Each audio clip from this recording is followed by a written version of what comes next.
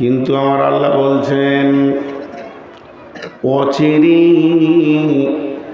তত্তর করে তোর দিকে একটা দিন আসছে রে, যে দিনটাতে সবাই নিজের নিজের পেরেশান। আমি আমার জন্যে পেরেশান, আপনি আপনার জন্যে পেরেশান। যতগুলি লোক সেদিন জন্ম নিয়েছে, যেদিন জমা হবে পৃথিবীর বুকে যতজন এসেছে সকলকে একই সঙ্গে জমা করা হবে। আর ওই জমাকৃত লোক কেউ কারোর দিকে তাকাবে না। শুধু তাই নয়, কেউ কারো দুঃখের খবর শুনবে না। সবাই যেন নিজের নিজের পেরেশান হয়ে থাকবে। আল্লাহ তাবারক ওয়া তাআলা বলছেন যে আমি নিজে বলছি, তারপরেও প্রশ্ন করা হচ্ছে। ও আমার মা, ওরে আমার বোন, হে বিশ্ববাসী যারা আনন্দে আত্মহারা হয়ে রয়েছি, আল্লাহ রাব্বুল আলামিন ভাষাটা কি ব্যবহার করছে দেখেন। তিনি বলছেন আম্মা ইয়াতাসাআলুন, হে নবী তোমাকে কোন জিনিসের ওপরে প্রশ্ন করা হচ্ছে? বলো কোন বিষয় নিয়ে তোমাকে প্রশ্ন করা হচ্ছে? আম্মা ইয়াতাসাআলুন আনিন নাবাইল আযীম, সেই বড় খবরের ব্যাপারে তোমাকে প্রশ্ন করা হচ্ছে। হে আল্লাযী হুম ফীহি মুখতালিফুন, এবং ওই দিনটার ব্যাপারে এরা মতভেদ সৃষ্টি করতে চাইছে, এরা দোদুল্য করে দিতে চাইছে। এই বেঈমানেরা আমার খবর শোনার পর তারা ওই জিনিসটাকে নিয়ে গোলতাল পাকাতে চাইছে। আমার আল্লাহ বলিষ্ঠ চিত্তে বলছেন কাল্লা সায়ালামুন সুম্মা কাল্লা সায়ালামুন, হে নবী তুমি বলে দাও সেটা একদিন জানতে পারবে। একবার লয়, আবার তুমি বলো ওই দিনটা তুমি জানতে পারবে, তোমার উপায় নাই। একজন মুফাসসির বলেছেন বন্ধুরে, ওটা একটা এমন দিন, ওটা একটা এমন দিন যেদিন তুমি জানতে পারবে, যেদিন তুমি চোখে দেখবে, সেদিন যদি তোমার এক তিল পরিমাণ কম পড়ে যায়, নেকিতে গুনহাতে ওজনে গুনতিতে 1 কেজি বলেননি, 1 মনও বলেননি, সামান্য 1 গ্রামের যদি কমি হয়ে যায় ওইটাকে পোড়া করে দিব রে। এই রকম দ্বিতীয় মৌকা পাওয়া যাবে না। ওই দিনটা এত ভয়ানক দিন হবে, সেই দিনটা তত্তর করে তোমার কাছে আসছে। আমি বললাম কোরআন শরীফটার দাম কত? এটা আমি নিব, এটা ভালো লাগছে। মৌলানা ভাই বললেন এটার দাম 200 টাকা। আমি চট করে পকেটে হাত ভরে দেখলাম 195 টাকা রয়েছে। আমি দৌড়লাম মারি গাড়ির কাছে গিয়ে গাড়ির চাবিটা খুলে ব্যাগ থেকে আর 5 টাকা বের করে নিলাম। 5 টাকার কমই ছিল, আমি পোড়া করে নিলাম, গাড়ির কাছে পৌঁছে গেলাম। আমার গাড়িতে 10-20 টাকা সবসময় রাখা থাকে, ওর থেকে বের করে আমি এটাকে পোড়া করে দিলাম। তেমনি আপনি কোনো জিনিস ওজন করে আমাকে গম বিক্রি করছেন 1 মণ, মাত্র 500 গ্রাম কমে গেছে। আপনি বললেন মৌলানা ভাই আপনি মালটা নিয়ে চলে যান, বিকালে আমি 500 গ্রাম এনে আপনাকে দিয়ে দিব বাড়ি থেকে। তার মানে পৃথিবীর যত কমি আছে রে, সেটাকে পোড়া করার মৌকা আছে, বুদ্ধি আছে। আর ওই দিনটা এত কঠিন দিন হয়ে যাবে যাবে, সামান্য তিল পরিমাণ যদি কম পড়ে যায়, ওরে আমার বন্ধু, ওরে আমার ভাই, ওরে আমার আব্বা, ওরে আমার বেটা, ও আমার মা, ও আমার বোন, হাত আর পা দুটো জড়িয়ে ধরে বলছি, তবলিগের উদ্দেশ্যে বলছি, এখন থেকে মাল রেডি করে নিতে হবে। পোড়া করার জন্য দ্বিতীয় নৌকা পাওয়া যাবে না। এর জন্য আল্লাহ এই জায়গায় কিয়ামত বলেননি, সূরা নাবাতে কিয়ামতের ব্যাপারে বলেছেন নাবাইল আযীম, এবং বলিষ্ঠ চিত্তে বলেছে জানতে পারবি, একদিন তোরা জানতে পারবি সেই দিনটা কত কঠিন, সেই দিন তোদের বুঝে আসবি। ونعوذ بالله من شرور أنفسنا ومن سيئات أعمالنا،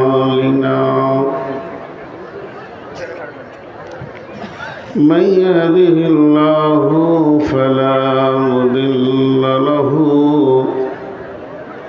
ومن يضلله فلا هادي له، وأشهد أن لا إله إلا الله وحده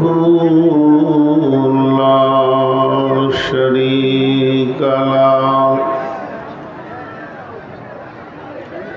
وأشهد أن محمدا عبده ورسوله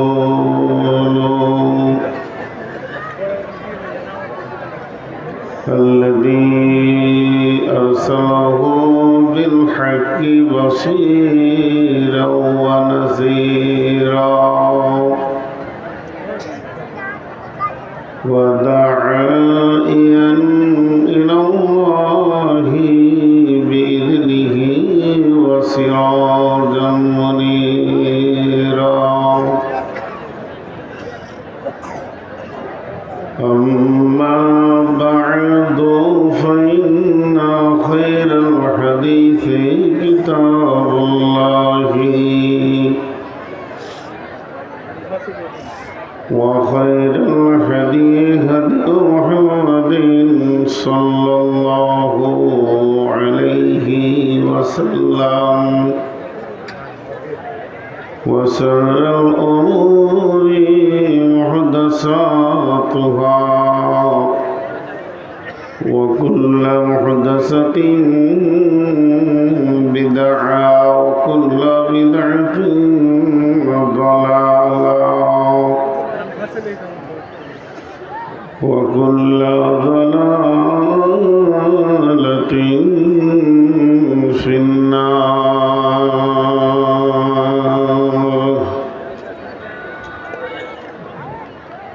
فقد قال الله تبارك وتعالى في كلامه المجيد وفرقانه الحميد: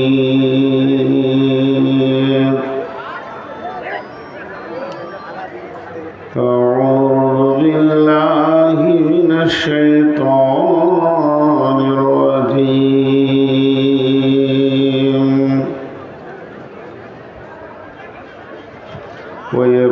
ويقولون متى هذا الوعد إن كنتم صادقين.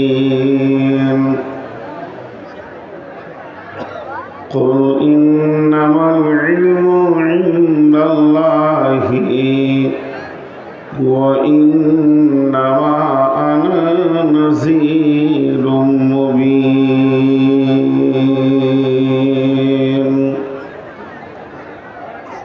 بسم الله الرحمن الرحيم. إنما يخشون الله من عباده العلماء. بسم الله الرحمن الرحيم.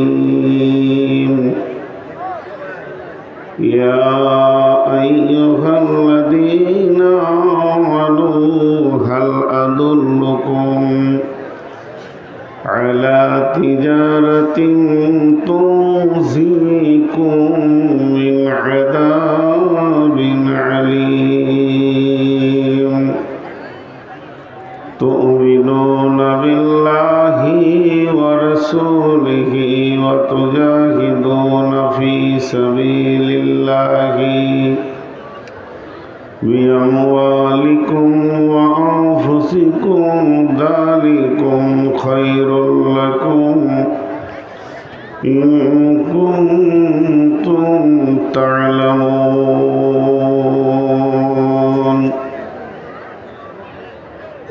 وعن أبي هريرة رضي الله تعالى عنه قال قال رسول الله صلى الله عليه وسلم إذا اتخذ الفي ضبانا والأمانة مغناما والزكاة مغراما تعلم لغير دين أعطى الرسول امرته أكا أمه أدنى صديقه أقصى أباه جاهرت الأصوات في المساجد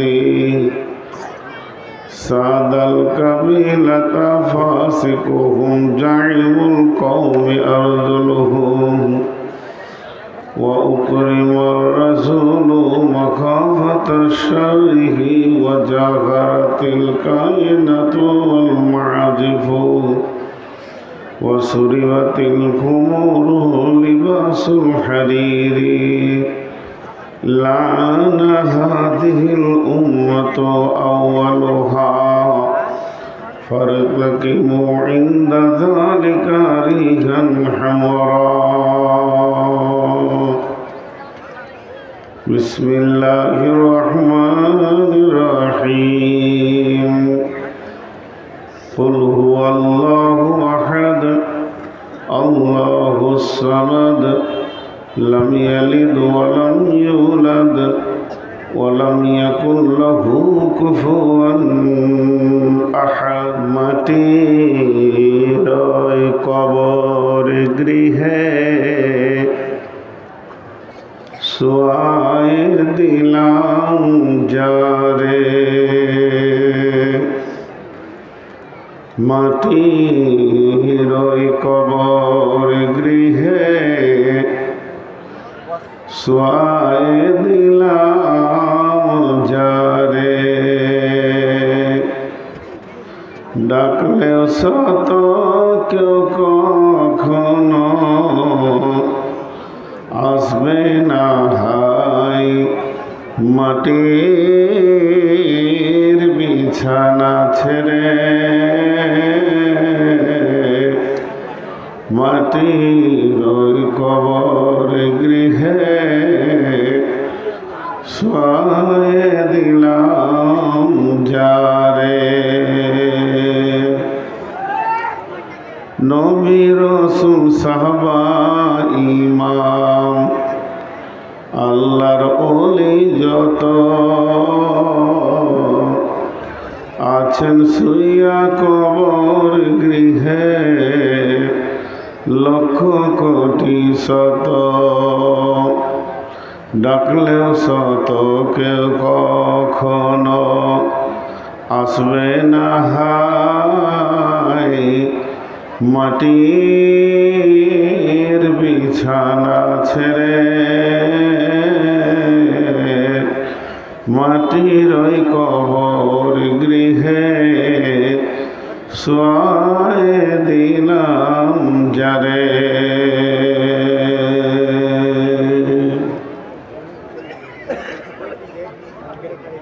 শ্রদ্ধেয় সুযোগ্য আজকের সভার সভাপতি, উপস্থিত আকাশে তারকা সাদৃশ্য আলেম ওলামা বৃন্দ, সামনে আমার দিনদার ইমানদার মমিন ভাই সকল ও পর্দা থেকে শুননেওয়ালি মমিনা মা ও বোনেরা, প্রশংসা আল্লাহর, গুণগান আল্লাহর, গুণকীর্তন আল্লাহর, স্তব স্তুতি ভালোবাসা তকদির হায়াত মত রুজি জান্নাত জাহান্নাম পুলসেরাত আখেরাত সব কিছুর মালিক আল্লাহ, যে মহান মুনিব আহকামুল হাকিমিন আজকে আমাদেরকে বিভিন্ন এলাকা গোত্র বংশ জাতি ধর্ম বয়স বর্ণ নির্বিশেষে এক মাদ্রাসা কেন্দ্রিক আয়োজিত মাহফিলে হাজির করেছেন। এর জন্য আমরা সেই মুনিবের দরবারে শুকরিয়া করি আলহামদুলিল্লাহ।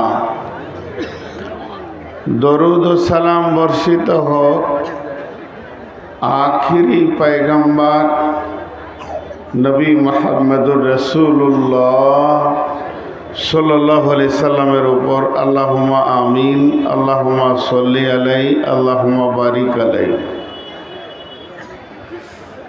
মুহতারাম মুআজ্জাজ, আমি আপনাদের সামনে গ্রন্থ মুকুট আল কোরআন থেকে কয়েকটি আয়াত তেলাওয়াত করেছি, সেই সাথে হাদিসে নববী থেকে একটা হাদিস পড়েছি। এইগুলোকে সামনে রেখে খুব স্বল্প সময়ে কয়েকটি কথা বলবো বলে নিয়ত করেছি। যদি আমার মাবুদ আমাকে তৌফিক দেন তো আমার তৌফিক ইল্লা বিল্লাহি আলাইহি তাওয়াক্কালতু ওয়া ইলাইহি উনীব। মোহতারাম ভাই ও আজিজ ও বুজুর্গ দোস্ত, আমি আমার বক্তব্য শুরু করার আগে যে লোকটি দাঁড়িয়ে আছেন এদের হাত পা ধরে বলছি বসে যান। আপনারা খুব ভালো করে জানেন যে আমি এই পরিবেশ দেখতে পারি না, একজন দাঁড়িয়ে থাকলে ওকে বসায়। অতএব আপনাদেরকে খুব সম্মানের সাথে হাতগুলো ধরে বলছি, পরিবেশটাকে শান্ত করেন এবং সুস্থ করেন। আর আল্লাহর ওয়াস্তে বলছি, কোনো জবরদস্তি নয়, আপনারা বসে যান, না হলে পাশেই হিন্দুদের মেলা চলছে, মেলাতে চলে যান। হয় আপনারা মুসলিম হন তো জালসাই বসেন, নন মুসলিম হন তো মেলাতে চলে যান। সেখানে ছেলে মেয়ে অবাধ আচরণ বিচরণ, আনন্দ, জিলিপির হোলি, একে অপরে মুখে তুলে দেওয়া, কত আনন্দ চলছে, সেখানে আপনি শরীক হতে পারেন, এত কোনো অসুবিধা নাই। এই তোর ভাষা বুঝে আসছে না, থাপড়িয়ে উল্টিয়ে দেবো। হাতে পায়ে ধরছি তখনও তোর রিয়াকশন দিচ্ছে না, দিলে না ভেবেই নিয়েছিস যে আর পাটিবার পালি পড়ে গেছে। যত কটা এই লুচ্চাগুলো ধর ভিতরে ঢুকে আছে কেন, ওগুলোকে পিটিয়ে বের করে দিতে হবে। পুরুষ মহিলাদের ভিতরে ওরা আবার কি রস নিতে যাচ্ছে। এই জালসাগুলো জালসার থেকে গোহা বেশি হবে। একদম মেয়েদের পাশে গিয়ে দাঁড়িয়ে গল্প করছে, ওটা তোমার বোনও হতে পারে মাও হতে পারে, কিন্তু বাকিগুলোকে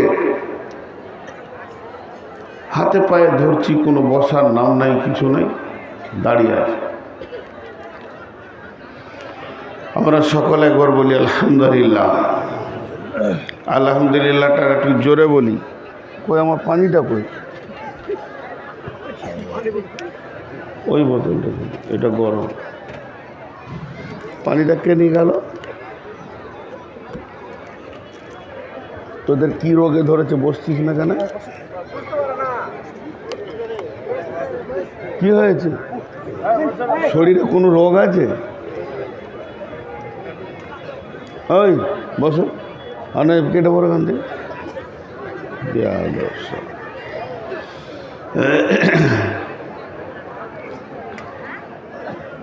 রাসূলুল্লাহ সাল্লাল্লাহু আলাইহি সাল্লামকে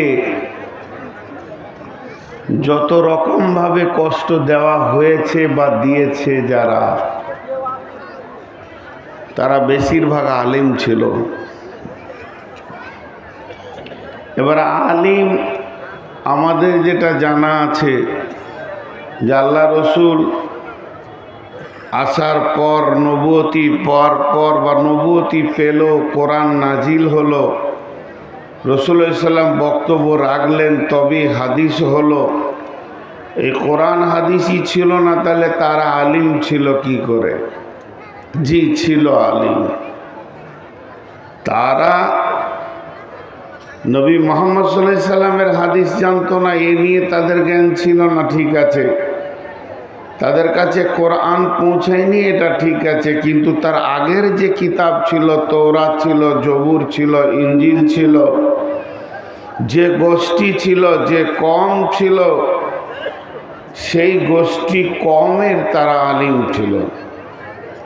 তারা সেই মোতাবেক তাদের পড়া, তাদের জ্ঞানের বহর পরিধি সেই রকম ছিল।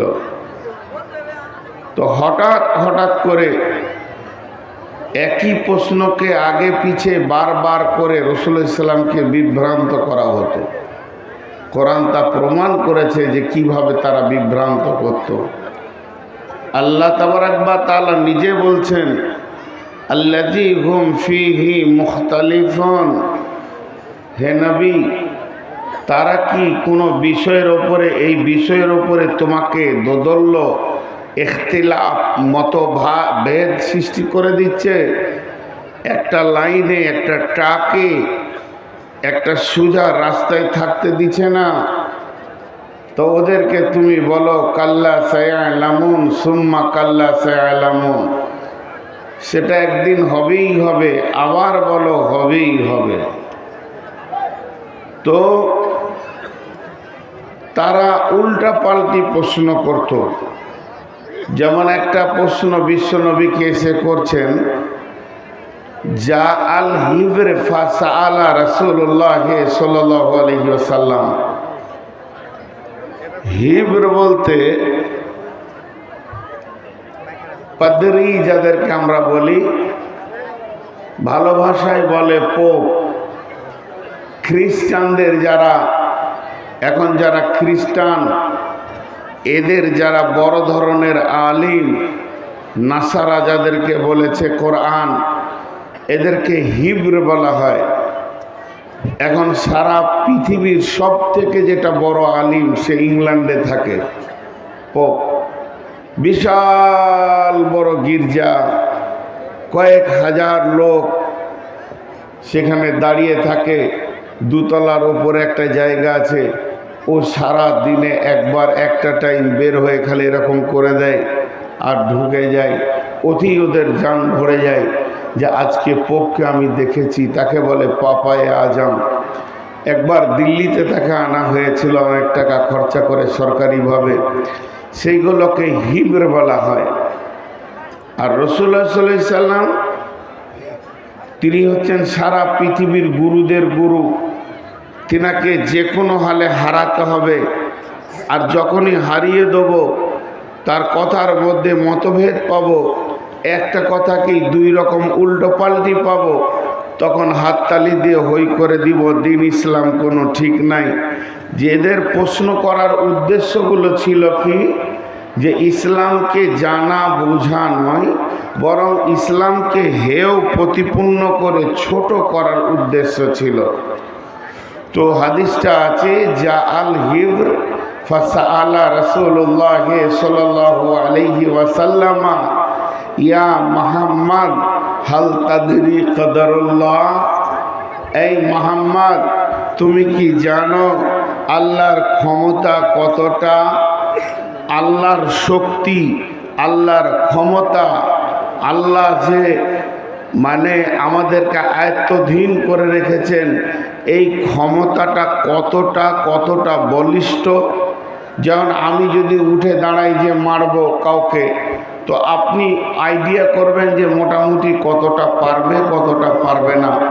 তো ঠিক ওই রকম ধরনের আমাদের আল্লাহর ক্ষমতার ব্যাপারে কি জানা আছে, তো ওই রকম হিব্র রাসূলুল্লাহ সাল্লাল্লাহু আলাইহি সাল্লামকে প্রশ্ন করলেন, ইয়া মুহাম্মদ হাল তাদরি কদরুল্লাহ।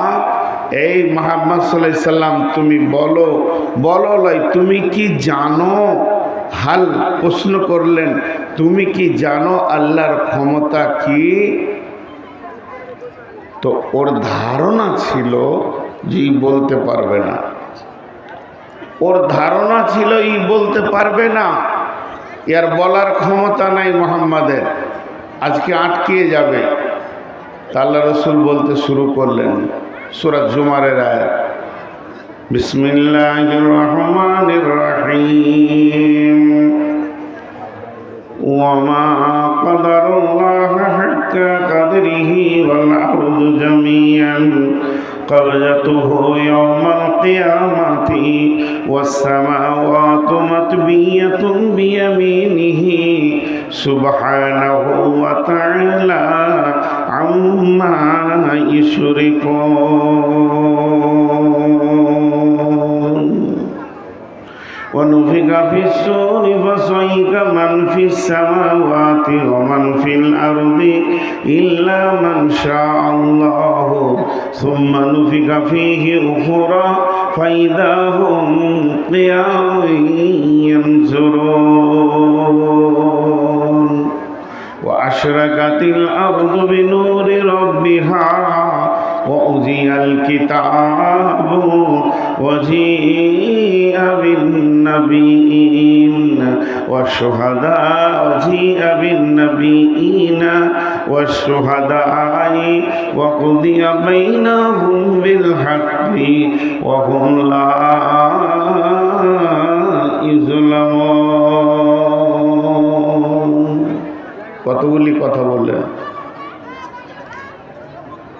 আপনাদের জালসা কমিটি কেউ গিয়ে এই যে কটা চাঁদর বাঁদর আছে একটু বসিয়ে দেন আল্লাহর রাস্তায়, এদের পায়ে ধরেও বসাতে পারছি না। ভাই আপনাদের হাতে পায়ে ধরছি, বসেন, আমি এটা দেখতে পারি না। আপনাদের হাত পাগুলো ধরছি, চোখের সামনে যে কটা আছেন বসেন, পেছনে যা হচ্ছে হোক, এটা আমার রোগ, আমি বরদাস্ত করতে পারি না। কি বললেন, কি বললেন? আল্লাহ নবী বললেন, হিবরে কেমন আছে আল্লাহর কুদরতের পরিপূর্ণ বর্ণনা করবে, তার পরিপূর্ণ হক আদায় করে দেবে। এই বিশ্বে যতগুলো জ্ঞানী এসেছে বা রয়েছে বা আসবে, আল্লাহর শক্তিকে কে আছে যে পরিপূর্ণ আদায় করবে? পরিপূর্ণ আদায় করার ক্ষমতা কারো নাই। তবে আমি বলছি শুনো, আমার রব বলেছেন, ওমা কাদারুল্লাহ হাক্কা কদরিহি, কে এমন আছো আল্লাহর কুদরতে ক্ষমতাকে তার হকের পরিপূর্ণতা দিতে পারবে। ওয়ালা আরদু জামিআন কাবজাতুহু, আমার রব সমস্ত জমিন, সাতবক জমিনকে একটা মুষ্টির ভিতরে ভরে নেবেন। ওয়াসসামাওয়াতু মাতবিয়াতুন বিয়ামিনিহি, এবং সাতবক আসমান যে রয়েছে বিশাল, এটাকে গুটিয়ে লেপটিয়ে আর একটা হাতে নেবেন, আর দুইটি আসমান আর জমিন তার হাতের মধ্যে থাকবে। আমার রব তিনি এমন একজন সত্তা পবিত্র, পৃথিবীর কেউ নাই যে তার জিন্দেগিতে একটা লাল কালির দাগ মারবে। সুবহানাহু ওয়া তাআলা, আমার পাক হচ্ছেন সমস্ত নাপাক থেকে পবিত্র। শুধু তাই নয়, আম্মা ইউশরিকুন, আমার রবের কোনো শরীক নাই। তিনি এত সত্তা পবিত্র, তিনি এক একক, তিনার কোনো শরীক নাই।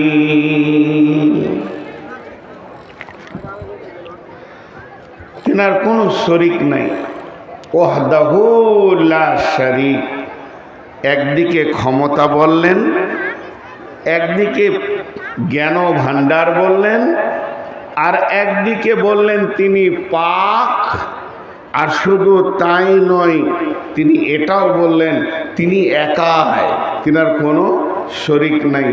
আল্লাহ নিজে বলেছেন মালিকি ইয়াউমিদ্দিন, সেই দিনের মালিক আমি। সেই কঠিন কিয়ামতের দিনে তিনি একা মালিক, তার অংশীদার কেউ নেই। একটা গেল, যেটা আজকে মেন প্রশ্ন, মেন বক্তব্য হিসেবে নিয়েছি, এখন সেই আয়াতের দিকে যাচ্ছি। এটা আমি উদাহরণস্বরূপ, ভূমিকা স্বরূপ নিলাম যে আল্লাহ তাবারাক ওয়া তাআলার ব্যাপারে বেঈমানদের নানান প্রশ্ন এসেছে রসুলের কাছে।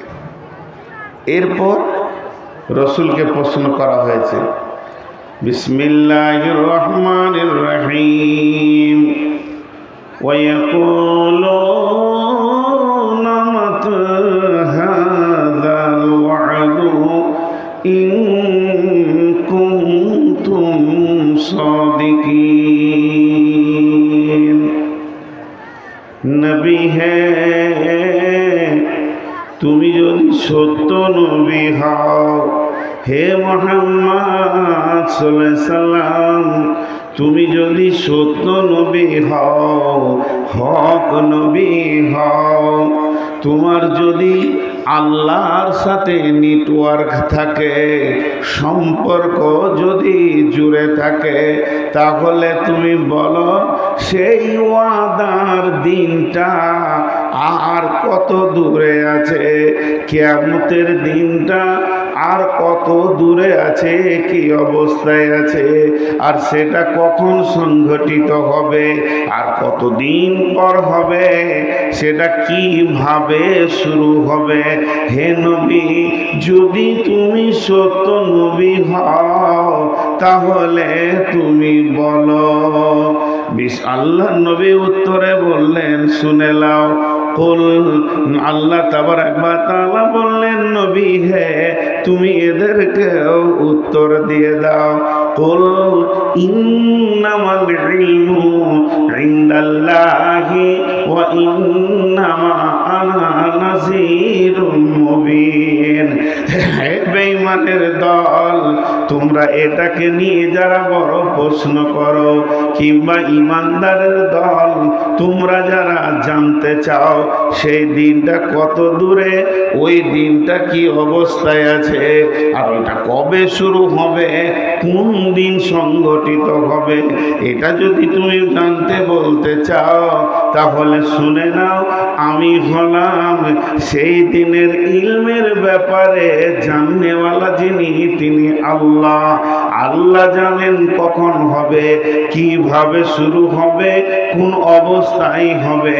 ওয়া ইন্নামা আনা নাযীরুম মুবিন, আমি তোমাদের কাছে এসেছি শুধু ভয় দেখাতে, আমি হলাম সাংবাদিক, সেই দিনের ভয় দেখানেওয়ালা। এই পর্যন্ত যত মহাপুরুষ চলে গেছেন, আদম থেকে ঈসা পর্যন্ত, আর আমার পরে যতজন আলিম আসবে পৃথিবীর বুকে, যাদেরকে আহলে ইলম বা পণ্ডিত বলা হবে, এরা কেউ সেই নির্দিষ্ট দিনের নির্দিষ্ট সময়ের খবর দিতে পারবে না। সকলেই ভয় দেখানেওয়ালা, তবে সে দিনটা আসবে।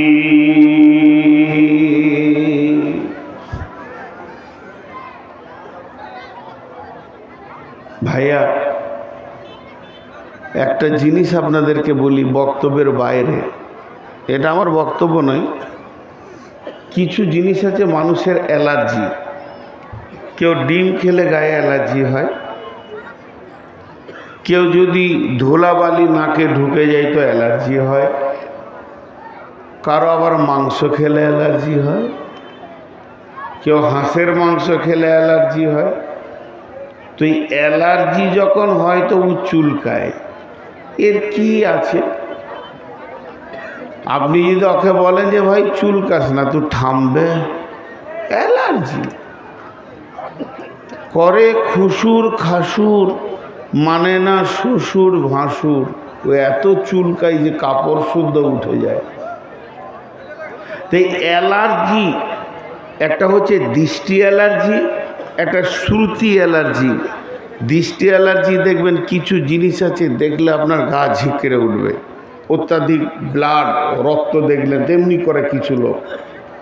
যেমন কোরবানির দিনে আমি বাড়িতে ঢুকে যাই, যেদিন ঈদুল আজহা হয় নামাজটা পড়ে বাড়িতে ঢুকে 1-1.5 ঘন্টা পর বের হয়, আমি দেখতে পারি না জবাই করাটা, এটা আমার অ্যালার্জি। খাসি হোক, বকরি হোক, গরু হোক, জবাইটা আমি দেখতেই পারি না, এটা হলো দৃষ্টি অ্যালার্জি। আর সুতি অ্যালার্জি মানে আমার কানে অ্যালার্জি আছে কি, যদি ভাত খেতে বসি আর পাকার উপরে যদি বালু থাকে আর কেউ যদি একবার থালা টেনে দেয় কড়কড় করে, তাহলে আর ভাত খাওয়া হলো না, সেদিন উঠে যেতে হবে। এই অ্যালার্জি, এর ওষুধ কে আনবে? তো আমার দৃষ্টি অ্যালার্জি হচ্ছে এদেরকে নিয়ে, তো এর ওষুধটা কি দেবেন আপনারা বলেন? আর কত পায়ে ধরবো আর কত বলবো? এর ওষুধ আমিও নিজে খুঁজে পেয়েছি না, তো ওরা দাঁড়াক, আমাকেই ওষুধ দেন আপনারা যে তুই সিধা হ। হ্যাঁ, এদের চামড়ার সাইজ কত মোটা দেখেন, কি সুন্দর গল্প করছে। আর একটা বক্তার সামনে যদি 2 জন বন্ধু বান্ধব গল্প করে, তার মানসিকতাটা কি হতে পারে যদি এই চেয়ারে আপনি বসতেন তাহলে বুঝতেন। কিন্তু কে বলবে ওদেরকে? এখানে কেউই নাই, আমি এত বলছি তাই কেউ নাই যে ওদেরকে বুঝাবে যে এটা তোমরা অন্যায় করছো। আর চামড়া যে এত মোটা ওদের,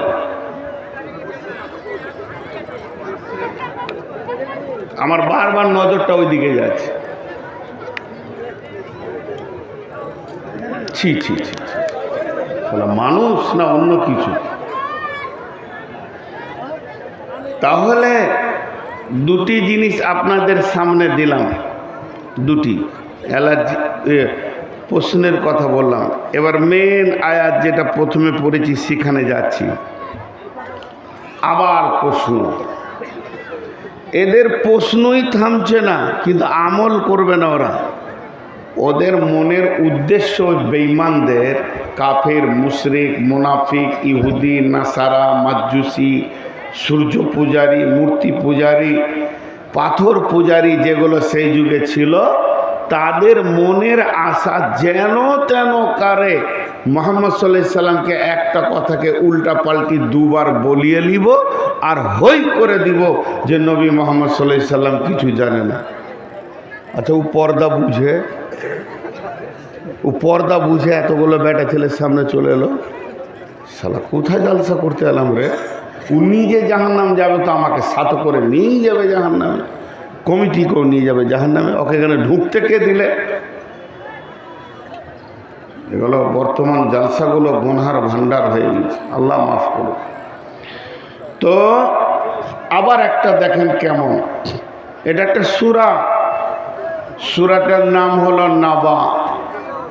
সূরাটার নাম নাবা। নাবা মানে খবর।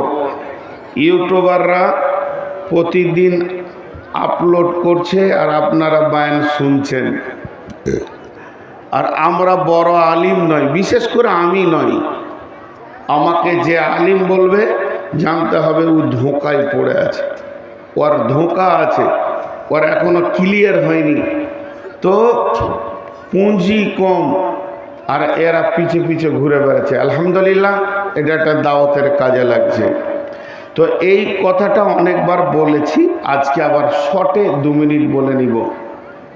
সূরাটার নাম নাবা। নাবা মানে খবর। এখন দুনিয়াতে যত খবর আছে, আমরা 20 জন একসঙ্গে বসেছি, দিয়ে একজন বলছে আশ্চর্য খবর শোন, বলে কি বল? ট্রেনের সঙ্গে অ্যাক্সিডেন্ট হয়েছে, মালগাড়ি, 3000 লোক মরে গেছে। আমি বললাম হ্যাঁ আশ্চর্য, মেনে নিলাম। ইনি তখন বলছে ও কি আশ্চর্য শুনবি, আমার কাছে ওর থেকে বড় খবর আছে। কি বলে? এয়ার ইন্ডিয়া উড়ছিল তো ইন্ডিগো মেরে দিয়েছে, 2000 ফুট ওপর থেকে 2টাই লড়াই করে পড়েছে, একটাও বাঁচেনি। আশ্চর্য খবর। এরপরে আরেকজন বলছে ওইটা আশ্চর্য হলো, জানিস না খবর, টাইটানিক ডুবে গিয়ে কয়েক লাখ লোক মরে গেল, তাদের লাশও পাওয়া গেল না। তো পৃথিবীতে যার ব্রেনে যেমন খবর আছে সে সেইটাকে আশ্চর্য খবর, বড় খবর বলে প্রচার করছে। সব ব্রেন কটাকে এক জায়গায় রেখে দেন, আর ওই ব্রেন কটাকে এরকম লাল কালি দিয়ে ক্রস করে দাগ মেরে দেন। কিন্তু আমার আল্লাহ যেটাকে বড় খবর বলেছে ওইটাই বড় খবর, ওইটাই বড় খবর। কেন? আজকে পৃথিবীতে একসঙ্গে সব লোক আমরা নাই, অনেক কবরে চলে গেছে, অনেক আসতে বাকি আছে, অনেক আমরা রয়েছি। কিন্তু আল্লাহ যেদিনের খবরটাকে বড় খবর বলছেন, আশ্চর্য খবর বলছেন, সব খবরকে সে ঢেকে দিচ্ছে। তার মানে 100-তে 100 জন হাজির থাকবে, 100-তে 100 জন হাজির থাকবে, 100-তে 100 জন হাজির থাকবে। নারী, পুরুষ, বৃদ্ধ, বনিতা, আবাল, বৃদ্ধ, শিশু, শৈশব, কৈশোর, যৌবন সবাই হাজির থাকবে, সুস্থ, পাগল সবাই হাজির থাকবে। আর সবাই সেদিন পেরেশান থাকবে। আজকে রাতে যতগুলো অ্যাক্সিডেন্ট হয়েছে বা আগামী গতকালকে যতগুলো অ্যাক্সিডেন্ট হয়েছে, 100-তে 100 জন পেরেশান নাই। 10টা অল ইন্ডিয়াতে হয়তো 8টা লোক মারা গেছে, 8,000 লোক পেরেশান তাদের ফ্যামিলির সমস্ত মিলে, কিন্তু একসঙ্গে সবাই নয়। সেটা সব থেকে বড় খবর আমার আল্লাহ এখানে বলছেন, সেটা হলো কিয়ামত। আল্লাহ বলেছেন কিয়ামত, আল্লাহ বলেছেন কিয়ামত, আল্লাহ বলেছেন কিয়ামত, আল্লাহ বলেছেন কিয়ামত, আল্লাহ বলেছেন কিয়ামত। এখন যদি আমি এখান থেকে মাথা ঘুরে পড়ে যাই, কোনো কারণে বিরাট খবর ইউটিউবাররা দিয়ে দেবে, নূর মোহাম্মদ বক্তব্য রাখতে রাখতে পড়ে গেছে, দেখো তার চেহারা। পেরেশান হবে এখানকার কমিটি, মাদ্রাসার শিক্ষক, আর পেরেশান হবে শ্রোতারা। কি করা যায়, কোথা নিয়ে যাওয়া যায়? মালদা নিয়ে যাবো না শিলিগুড়ি নিয়ে যাব? লোকটার হলো কি, প্রথম মেডিকেল দেখানো হোক, এখানে কোনো ডাক্তারকে ফার্স্ট পরামর্শটা নেওয়া হোক, বিভিন্ন চিন্তা। কিন্তু আপনার খানপুরের লোক নাক ডাকিয়ে ঘুমাচ্ছে, ওইদিকে শামসির লোক নাক ডাকিয়ে ঘুমাচ্ছে, সবাই পেরেশান হবে না? আর আমাকে নিয়ে যে 1000 লোক কি 500 লোক পেরেশান হবে, আমার পিছে পিছে যে 20টা লোক দৌড়বে, ওদের মাথাটা নিজের দিকে থাকবে না, আমার দিকে থাকবে। এটা বড় খবর নয়। কিন্তু আমার আল্লাহ বলছেন, অচিরি তত্তর করে তোর দিকে একটা দিন আসছে রে, যে দিনটাতে সবাই নিজের নিজের পেরেশান। আমি আমার জন্যে পেরেশান, আপনি আপনার জন্যে পেরেশান। যতগুলি লোক সেদিন জন্ম নিয়েছে, যেদিন জমা হবে, পৃথিবীর বুকে যতজন এসেছে সকলকে একই সঙ্গে জমা করা হবে। আর ওই জমাকৃত লোক কেউ কারোর দিকে তাকাবে না। শুধু তাই নয়, কেউ কারো দুঃখের খবর শুনবে না। সবাই যেন নিজের নিজের পেরেশান হয়ে থাকবে। আল্লাহ তাবারাক ওয়া তাআলা বলছেন যে আমি নিজে বলছি, তারপরেও প্রশ্ন করা হচ্ছে।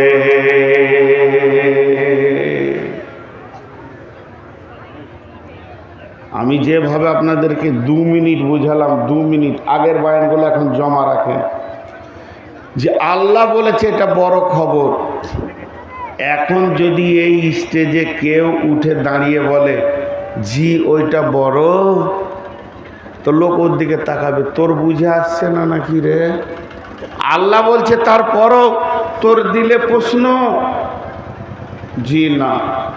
ও আমার মা, ওরে আমার বোন, হে বিশ্ববাসী যারা আনন্দে আত্মহারা হয়ে রয়েছি, আল্লাহ রাব্বুল আলামিন ভাষাটা কি ব্যবহার করছে দেখেন। তিনি বলছেন আম্মা ইয়াতাসাআলুন, হে নবী তোমাকে কোন জিনিসের ওপরে প্রশ্ন করা হচ্ছে? বলো, কোন বিষয় নিয়ে তোমাকে প্রশ্ন করা হচ্ছে? আম্মা ইয়াতাসালুন আনিন নাবাইল আযীম, সেই বড় খবরের ব্যাপারে তোমাকে প্রশ্ন করা হচ্ছে।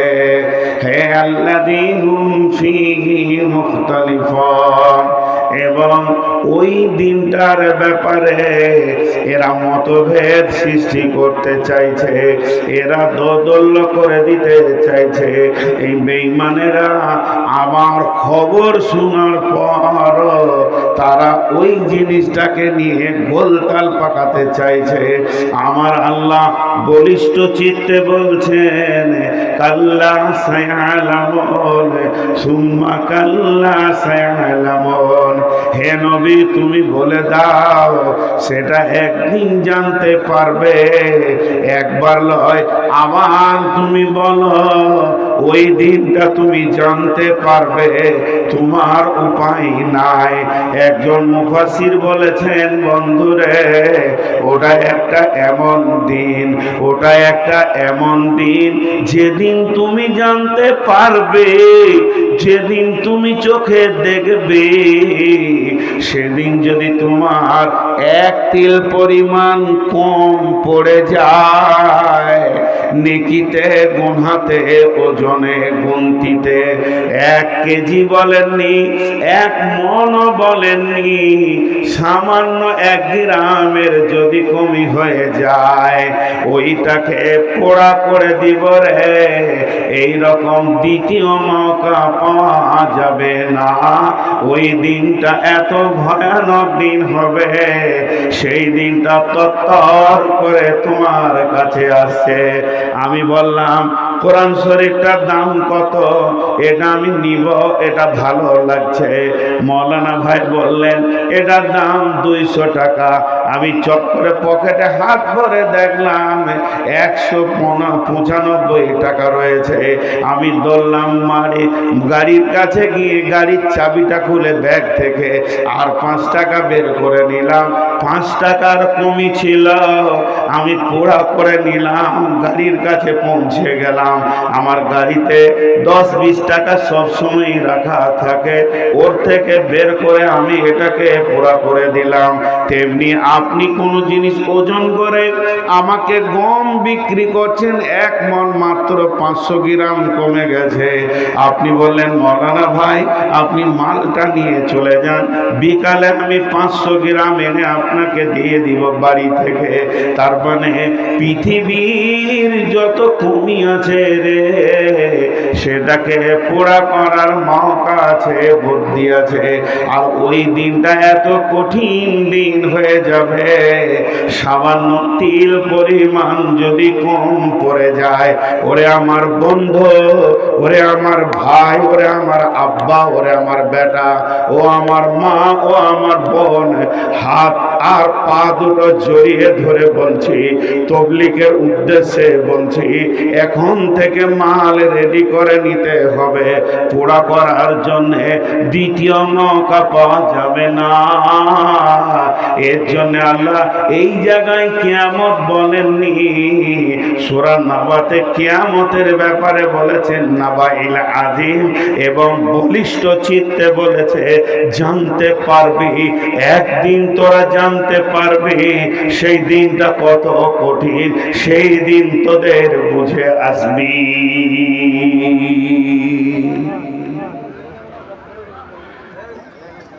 আমি কারো উপরে রেগে গেছি? আমি কারো উপরে রেগে গেছি? তো রেগে গিয়ে ভাষাটা কি বলছি? বুঝবি, বুঝবি তুই একদিন। তার মানেটা কি? একটা গল্প শোনাই, ভাববেন না যেটা হাদিস। আগেই বলে দিচ্ছি, কিছু গল্পতে জ্ঞান আছে, সেই জ্ঞান হিসেবে এই গল্পটা শুনেন। এটা তো কিয়ামত, তার আগে একটা জায়গা আছে, সেখানেও পোড়া করা যায় না, কবর। একটা লোক কবরের পাশ দিয়ে হেঁটে যেছে, তো ওখান থেকে কোরআনের তেলাওয়াত শুনতে পেয়েছে। আমি বলেছি প্রথমেই গল্পতে ছাগলে বাঘ খায়, ছাগলে বাঘ খায় গল্পতে। এটা জ্ঞান পাবো খানিকটা, ওই জন্যে এটা উদাহরণস্বরূপ বলছি। তো কবর থেকে যখন তেলাওয়াত আসছে, তো ও শুনি প্রথমে আল্লাহর নাম নিয়েছে, বলছে সুবহান আল্লাহ। জীবিত লোকটা বলেছে সুবহান আল্লাহ একবার। তো কবরবাসী ওকে বলছে, রে জীবিত, তুই শোন, তুই একবার সুবহান আল্লাহ বললি, আর আমি কবরে যতদিন শুয়ে আছি 40,000 বার কোরআন খতম করে দিয়েছি রে। তাহলে এক কাজ কর, আমার 40,000 বার কোরআন খতমের নেকিটা তুই লে, আর তুই যে একবার সুবহানাল্লাহ বলেছিস ওই নেকিটা আমাকে দে। তার মানে জীবিত ব্যক্তির জবান থেকে যদি আল্লাহ শব্দটা বের হয়, এতে গুনাহ মাফ হয়, নেকিও লেখা যায়। তার মানে এখানে যত রকম ঘাটতি আছে পুরা করা যাবে। আর মরে গেলে 1000 কোটি দান করে যদি দিয়ে দেয়া হয়, তারপরেও কোনোটা কবুল হবে না। আমি মেন বায়ানের দিকে গিয়েছি। আমার আজকে জিনিসটা খালি বুঝাতে চাইছি যে এমন একটা দিন আমাদের সামনে আসছে যা আমরা কোনো কমতিকে পুরা করতে পারবো না। জি, কোনো যদি কমতি হয়ে যায়, সেই কমতিটাকে পুরা করার ক্ষমতা পৃথিবীর কারণ নাই। এবার চলেন আর একটা কথা আপনাদেরকে শোনায়। মানুষ দান করতে চাইবে, নিজে থেকে দান করতে চাইবে, আর আল্লাহ সেদিন দান কবুল করবেন না। এটা কে বলছেন? কোরআন বলছেন, আল্লাহ বলছেন। আজকে যে বক্তায় উঠেছে, দাও আব্বা, ও আমার ভাই, ওরে আমার বন্ধু, ও আমার মা, ও আমার খালা, দাও দাও আখিরাতের জন্য দাও, কিন্তু কেউ দিছে না। একটা দিন এমন আসবে, ও বলবে লাও লাও, আল্লাহ বলবে লাও হবে না। এটা কোথায় আছে? এটা সূরা হাদীদে আছে। অনেক লম্বা কথা আছে, টুকরোটুকু আমি খালি নিচে ফালিয়া মালা ইউখাযু মিনকুম ফিদিয়াতুন ওয়ালা মিনাল্লাযীনা কাফারু মাওয়াকুমুন নার হিয়া মাওলাকুম ওয়া বিসাল মাসীর।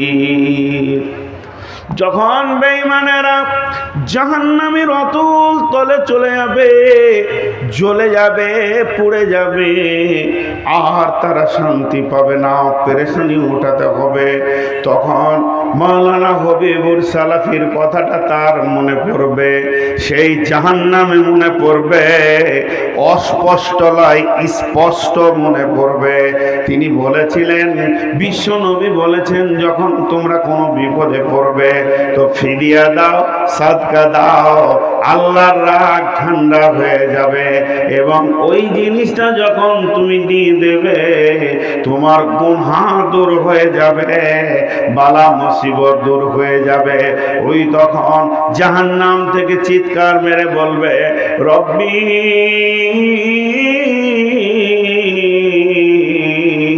হে আমার রব, যেদিন তুমি আমাকে আজরাইলকে পাঠিয়ে নিয়ে এসেছ, সেদিন আমি পৃথিবী থেকে কিছু আনিনি।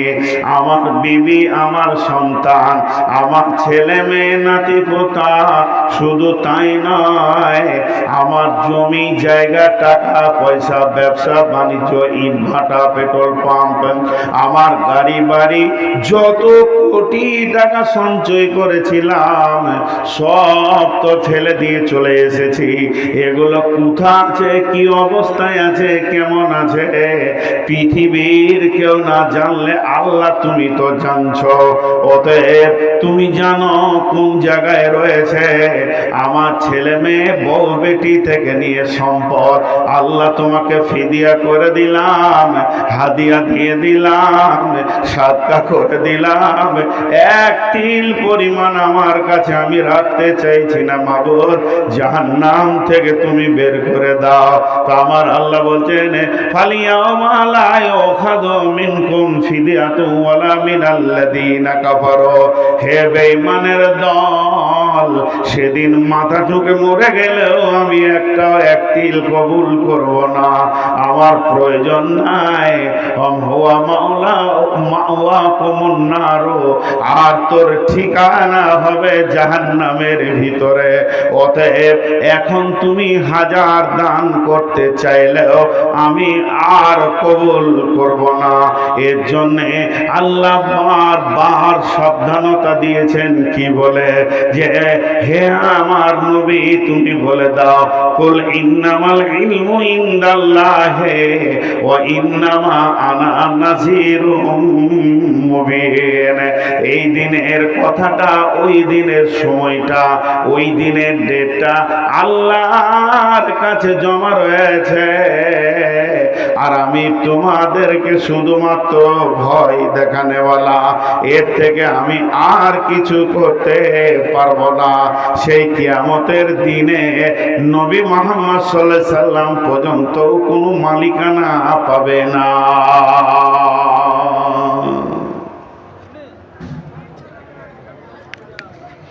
খালি একটু ভাবি,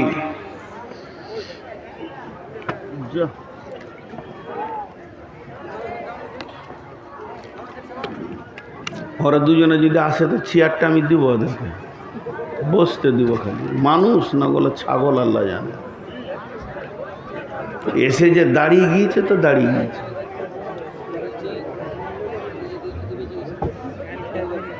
চোখের সামনে এতগুলো ডিম থাকলে বায়ান হয়, শালা নজর খালি ওই দিকেই গেছে। কোন ধরনের আদত খারাপ আপনাদের। জি, আপনারা খুব মনোযোগ দেন। এরপরে রসুলের হাদিসটার দিকে যাব। তো ওই একটা দিন আসছে, খালি ছোট্ট করে একটা স্বীকারোক্তি নিব আপনাদের কাছে, ছোট্ট করে, বেশি লম্বা করে নয়। কিয়ামত, কিয়ামত, মাহশার, সেই প্রলয়ের দিন, বিচারের দিন, এ ব্যাপারে কারো সন্দেহ আছে?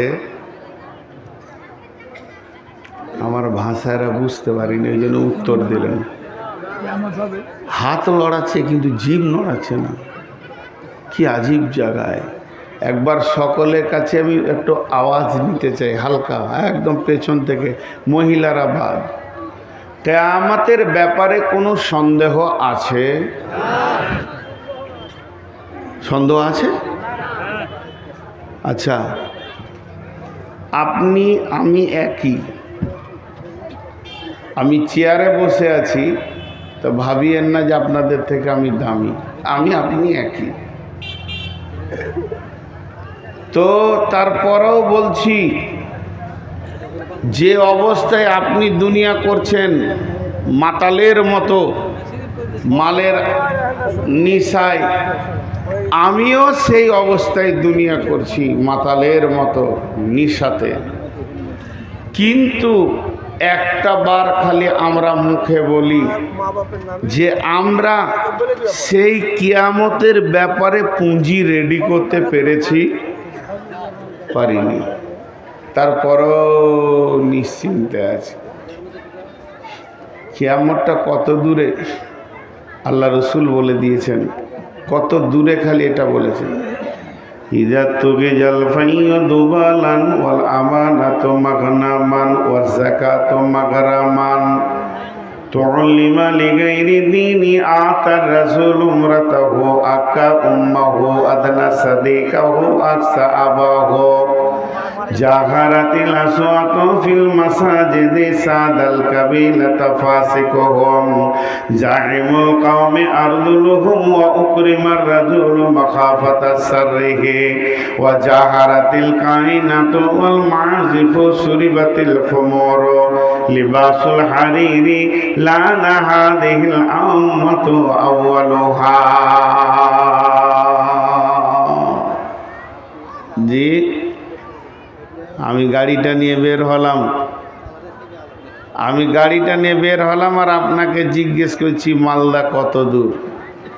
আপনি বলে দিলেন তাকান রাস্তায়, একটা পোলে লেখা আছে মালদা হলো 40 কিলোমিটার। উল্টা দিকে কাটতে শুরু হলো, 40টা 39 হলো, 38 হলো, 37, 36, 35 হলো, 34, 33, 32, 31, 30। এরপরে 30 আসার পরে সেটা 20 হলো, 20টা 10 হলো। যখন 10টা কাটতে কাটতে একে এসে দাঁড়িয়ে গেল 10, 9, 8, 7, 6, 5, 4, 3, 2, 1। আর একে আসার পর ওটা 0 হয়ে গেল, মানে এটা মালদা। আল্লাহর নবী বলছেন, উম্মত রে, তোমাকে দুটি চোখ দেওয়া হয়ে গেছে।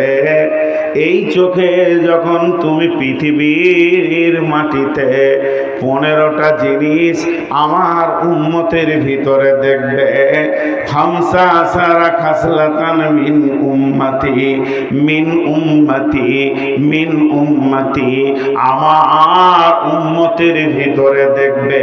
তার মানে নন মুসলিমকে দেখতে বলা হয়নি। তাদের কাছে দলিল নাই, তাদের কাছে সত্য নাই, তাদের কাছে কোরআন নাই, তাদের কাছে রসুলের হাদিস নাই, তাদের কাছে সাহাবীদের জিন্দেগি নাই, তাদের কাছে খলিফার জিন্দেগি নাই, তাদের কাছে বড় বড় আলেমদের দলিল নাই। তাহলে নন মুসলিমরা দামি দামি নিয়ামত থেকে বঞ্চিত হয়ে আছে। কে মা, কে বোন, কে বিবি, এ ব্যাপারে তাদের কোনো দলিল জানা নাই। কার সঙ্গে সফর করা যাবে, একটা মেয়ে কার সঙ্গে সফর করতে পারবে না, এ ব্যাপারে তাদের কোনো দলিল নাই। তারা যেটা জানা মেনা তেনা চলবে থেকে আর আছে। কিন্তু যার কাছে সলিড কোরআন পৌঁছিয়ে দেওয়া হয়েছে, আমার উম্মতের কাছে বুখারী, মুসলিম, আবু দাউদ, নাসাই, তিরমিজি, ইবনে মাজাহ পৌঁছিয়ে দেওয়া হয়েছে, আমার উম্মতের কাছে আমার সমস্ত কথাগুলি লিপিবদ্ধ কাছে যাদেরকে পৌঁছে দেওয়া হয়েছে, এই মুসলমানদেরকে, এরা বড় নিয়ামত পেয়েছে, এদের ব্রেনে লোড হয়ে আছে। তারপরও আমার উম্মতের ভিতরে যখন তোমরা 15টি জিনিস দেখতে পাবে, তখন মনে করে লাও কিয়ামত ঢুকে গেছে, কিয়ামত কাছিয়ে গেছে, শুধু স্টার্ট হতে বাকি আছে, চালাতে বাকি আছে। প্যান্ডেলে হয়ে গেছে, জেনারেটর টাঙ্গা হয়ে গেছে, আর লাইটের তার টাঙ্গা হয়ে গেছে, পাওয়ারের তার দেওয়া হয়ে গেছে, মাইকের তার দেওয়া হয়ে গেছে, চেয়ার এসে গেছে, সভাপতি বসে গেছে, বক্তাও এসে গেছে, খালি বিসমিল্লাহ বলতে বাকি আছে। যখনই বক্তা বলবে নাহমাদুহু ওয়া নাস্তাঈনুহু, তার মানে স্টার্ট হয়ে গেল। তবে জলসা করতে যা যা লাগে, মাইক লাগে, বক্তা লাগে, লাইট লাগে, স্টেজ লাগে, প্যান্ডেল লাগে, শ্রোতা লাগে, মালগুলি এসে গেছে। আর মাল আনতে হবে না, খালি বিসমিল্লাহ দিয়ে শুরু হলেই হয়ে যাবে। তো বিশ্বনবী বলছেন, উম্মতরে, আবু হুরায়রা বর্ণনা করছেন, সমস্ত উপকরণগুলো আল্লাহ নবী বলছেন, যখন তোমরা পৃথিবীর বুকে চোখের সামনে দামাইপুরে, চোরাঙ্গিতে, আর আপনার কিনা শামসিতে, গাজলে, মালদাতে, রতুয়াতে 2 চোখে দেখতে পাবে যে এই কাজগুলো অহরহ ঘটছে, তখন তুমি বুঝে নাও যে কিয়ামত এসে গেছে। তবে তোমার তোমার বুঝার জন্য কেন নবীজি বললেন, এই জন্য বললেন, হে উম্মত, তোমরা যারা নেককার পরেশগার তারা নিজের নিজের মাল আর আমলকে রেডি করে লাও, কারণ তোমার কমি পড়ে গেলে আর পুরা করতে পারবে না। অতএব এখন ধ্যানে জ্ঞানে বসে যাও, একদিকে তওবা করো আর একদিকে ইস্তেগফার করো আর একদিকে সুবহানাল্লাহ নামাজ পড়ে নেকি জমা করো, কারণ এখনই স্টার্ট হয়ে যাবে আর তুমি সুযোগ পাবে না। জি কিছু বলছেন? আপনি যেখানে বসেছেন 1 2 3 4 5 6 7 8 9 10 17টা লোক দেখতে পেয়েছে না? দেখতে পাচ্ছে পেয়েছে না, ডিস্টার্ব করে দিন। এই তোরা দাঁড়িয়ে কেন রে?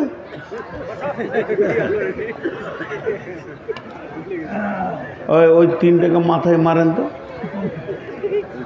আহা জ্বলিয়ে লিলি বা, আমাকে শেষ করে দিলি।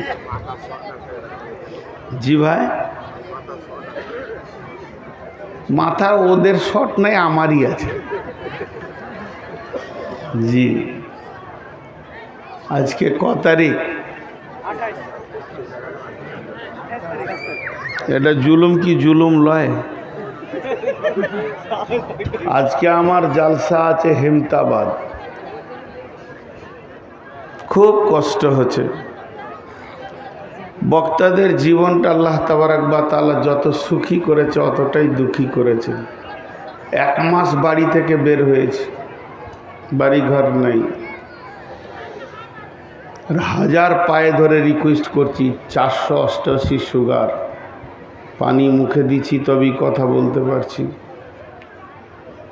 আগের মতো আর চাঙ্গা ক্ষমতাটা নাই, কথাতেই তো বুঝতে পারছেন। তারপরেও মাপ নাই, 12টার পরেই নিতে হবে, তওবা করতে হবে এগুলো আমাকে। সেই 15টি কি? নাম্বার 1, ইজা তোকে জাল ফাইও দোবালান, জনসাধারণের মাল নেতারা লুটে খাবে।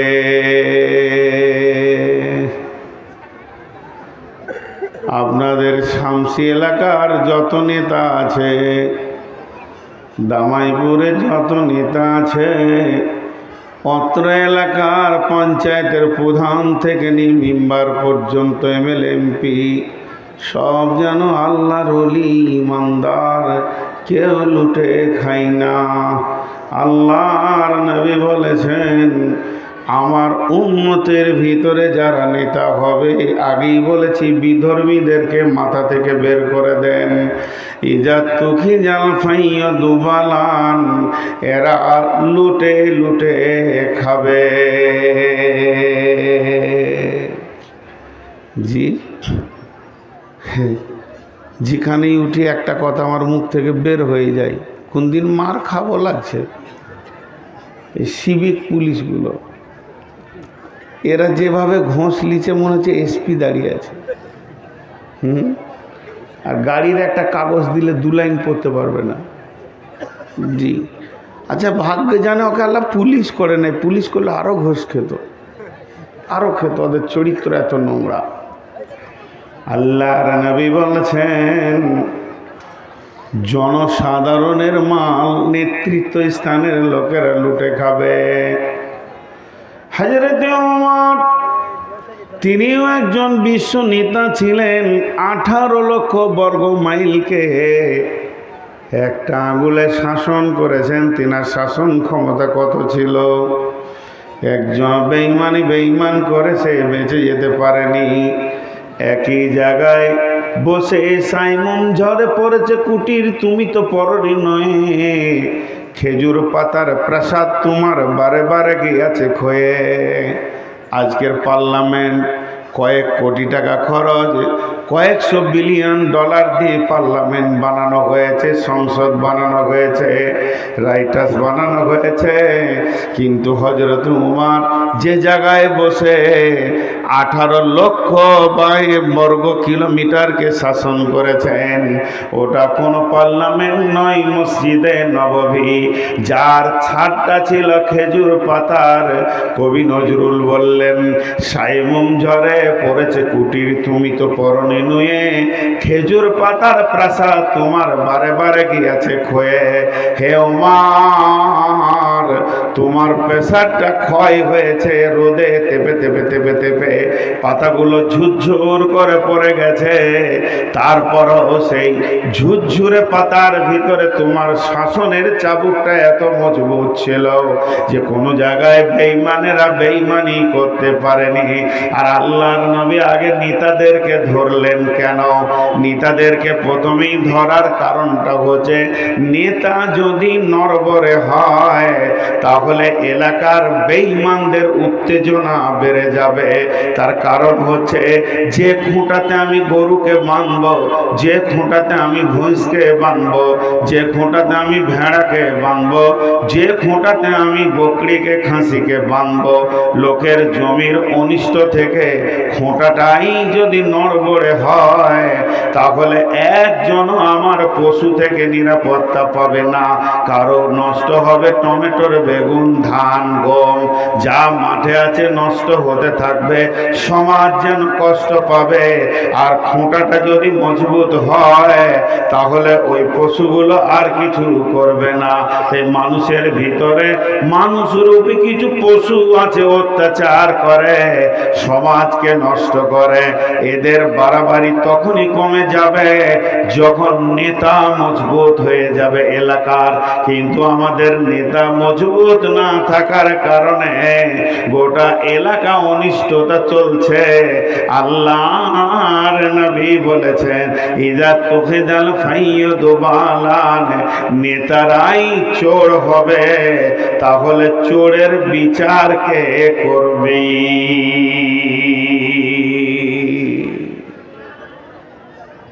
আমি এলাকার নেতা, আমি নিজে চোর, আমাকে বাঁচতে গিয়ে 20খানা আরো চোর রাখতে হয়েছে আমার পেছনে, যে তোরা থাকিস, আমি যা চুরি করব ভাগ বাটোয়ারা রইল, খালি আমাকে রক্ষা করিস। তারা আমাকেও রক্ষা করছে, রাতে রাতে আর এক ঘর চুরি করছে, তা আমার বিচার করার ক্ষমতা নাই। আল্লাহ রসুল বলছেন, এই ঘটনাটা তোমরা অহরহ দেখতে পাবে। আমার উম্মতের ভিতরে নেতারাই হবে সব থেকে বড় চোর। এরা সমাজের মাল, এরা জনসাধারণের মালকে লুটে খেয়ে নেবে। আপনাদের এলাকায় মনে হয় খায় না, না? চুপ করে বসে আছেন যে আপনাদের এলাকায় খায় না, না? হ্যাঁ, এটা যদি বাংলাদেশ হতো তো একসঙ্গে সবটি লোক হাত তুলে বলতো ঠিক। বক্তার রস ওরা জুগিয়ে দেয় আর নেতারা লুটে খাবে। হযরত উমর কেমন নেতা ছিলেন? দুটা ঘটনা বলবো, বেশি লাই। একটা বুড়ি মেয়ে রাস্তায় বিড়বিড় করে বকছে, উমরকে লানত দিচ্ছে, আল্লাহ তুমি তাকে ধ্বংস করে দাও, তাকে তুমি বেইজ্জতি করে দাও, সমাজের বুকে তার ইজ্জত তুমি রাখিও না। উমর বলছে, মা তোমার কি হলো বলো? বলে, আজকের এই মদিনার গদিতে যে বসে আছে সেই বাদশাহ, সেই খলিফার বিরুদ্ধে আমি আল্লাহকে অভিযোগ দিছি, আল্লাহ যেন তাকে বেইজ্জতি করে। যে তোমার বলছে, মা তোমার কি হয়েছে যে তুমি তাকে বেইজ্জতি করছো? বলে, আমি বিধবা, আমার স্বামী নাই, সন্তান নাই, আমি হলাম জীর্ণ কুটিরে বাস করা এক বিধবা, বৃদ্ধা আবার বিধবা। আমার প্রতিদিনের বিধবা ভাতা আমার বাড়িতে পৌঁছে যায়। আজকে আমি 3 দিন খেতে পাইনি। এর জন্য আমি আমার দেশের খলিফার জন্য আল্লাহকে অভিযোগ করছি। হযরত উমর পকেটে হাত ভরে কিছু দেরহাম দেনার তার হাতে দিল, দিয়ে বলল, আম্মু রে, আপনি ওমারকে মাফ করে দেন। আপনার হয়তো জানা নাই, বিদেশের সঙ্গে মুসলিম সৈন্যদের যুদ্ধ চলছে, আর যিনি খলিফা, যিনি আমিরুল মুমিনিন, তিনি নিজে জিহাদের ময়দানে নেমে জিহাদের ময়দানে গিয়ে সশরীরে জিহাদ করছেন। আজকে 3 দিন তিনি ব্যস্ত ছিলেন, আজকে মদিনায় ফিরেছে সকলের ভাতাগুলো বুঝিয়ে দেওয়ার জন্যে, অতএব তাকে তুমি মাফ করে দাও। বিধবা বলল, বাবা তুমি তো অতি সুন্দর ছেলে, তুমি যখন বললে তাকে আমি মাফ করে দিলাম। এরপরে উমারকে বলছে, বেটা তারপরও আমার মনটা বলছে বাবারে, তাকে যেন আল্লাহ গদি থেকে নামিয়ে দেয়, সিংহাসন থেকে নামিয়ে দেয়, ওই রকম একটা চেয়ার থেকে নামিয়ে দিয়ে তোমার মতো সুন্দর ছেলেটাকে যেন বসিয়ে দেয়। হযরত তোমার উত্তরে বলছেন, ও মা, এরপরে যখন আপনি বিধবা ভাতা আনতে যাবেন, তখন দেখবেন আমাকে আল্লাহ রাজ দরবারের খাদিম বানিয়েছে।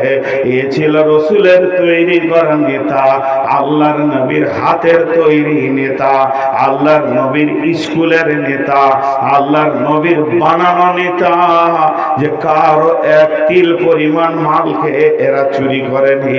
সেই নবীরই আমরা উম্মত, আমাদের মুখের দাবি আমরা নবী মুহাম্মাদের উম্মত, কিন্তু নবীজি বলছেন, আফসোস বলে গেলাম, ইজা তুকি জাল ফাইয়া দুবালান, আমার উম্মতের ভিতরে যারা নেতা হবে জনসাধারণের মালকে লুটে লুটে শেষ করবি।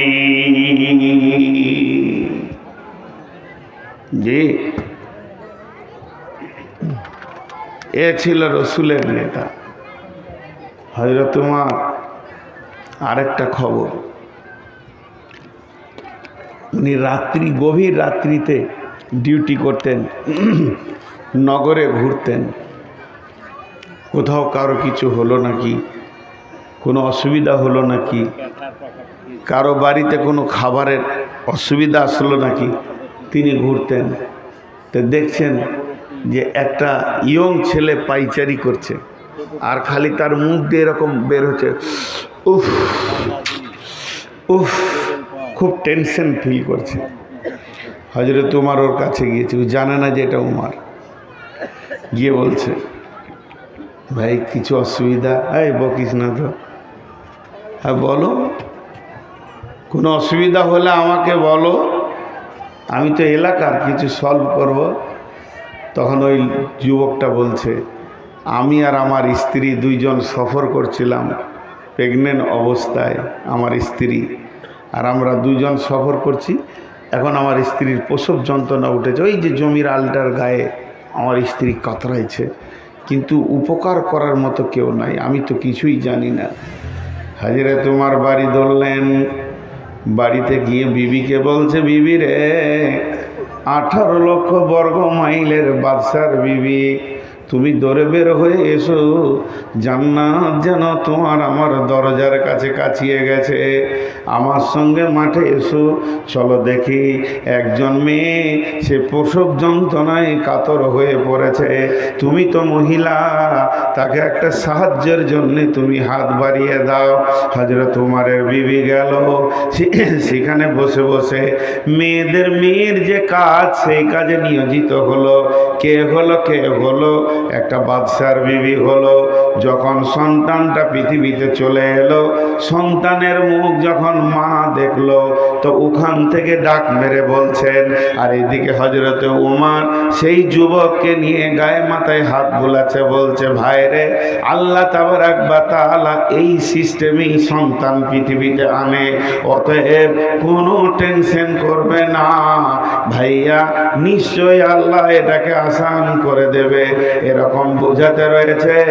এমন সময় উনি ওনার বিবি বলছেন, আমিরুল মুমিনিন খলিফাতুল মুসলিমিন, আপনি আপনার ভাইকে বলে দেন আল্লাহ তাকে পুত্র সন্তান দিয়েছে।